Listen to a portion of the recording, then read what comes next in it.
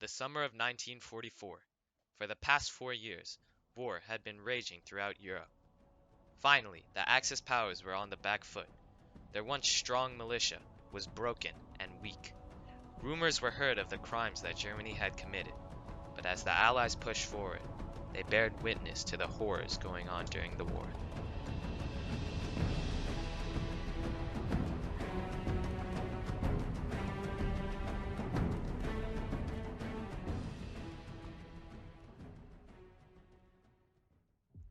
The first camp, Majdanek, was found by Soviet forces as they pushed into Lublin, Poland. Majdanek was an extermination and concentration camp.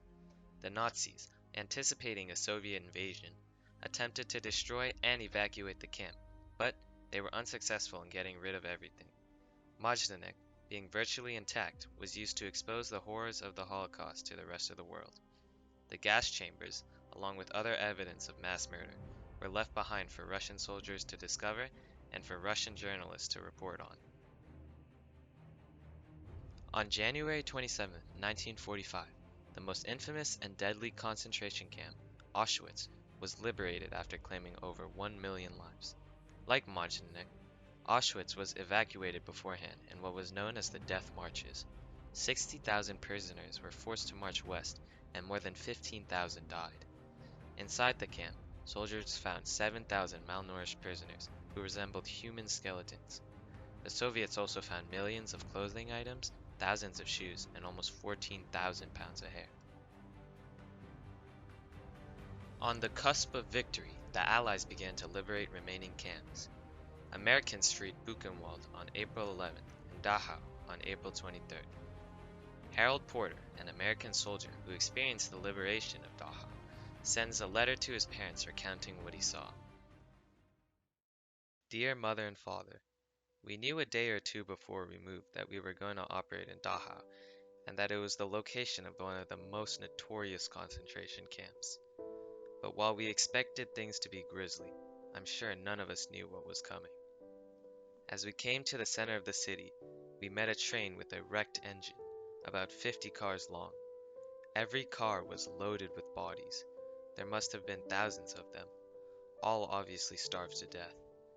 Dead SS troopers were scattered around the grounds, but when we reached the furnace house, we came upon a huge stack of corpses, piled up like kindling, all nude so that their clothes wouldn't be wasted by the burning. There were furnaces for burning 6 bodies at once, and on each side of them was a room 20 feet square crammed to the ceiling with more bodies. One big stinking rotten mess. Their faces purple, their eyes popping, and with a hideous grin on each one. There were nothing but bones and skin. Behind the furnaces was the execution chamber, a windowless cell 20 feet square with gas nozzles every few feet across the ceiling. Outside, in addition to a huge mound of charred bone fragments, were the carefully sorted and stacked clothes of the victim, which obviously numbered in the thousands. Although I stood there looking at it, I couldn't believe it. The realness of the whole mess is just gradually dawning on me, and I doubt if it will ever on you. Love, Harold. Finally, the last camps were being found and shut down. Mauthausen was liberated by Americans on May 5, 1995. 3 days later, on May 8th, Terezin is rescued by Soviets. The same day, Germany surrenders unconditionally.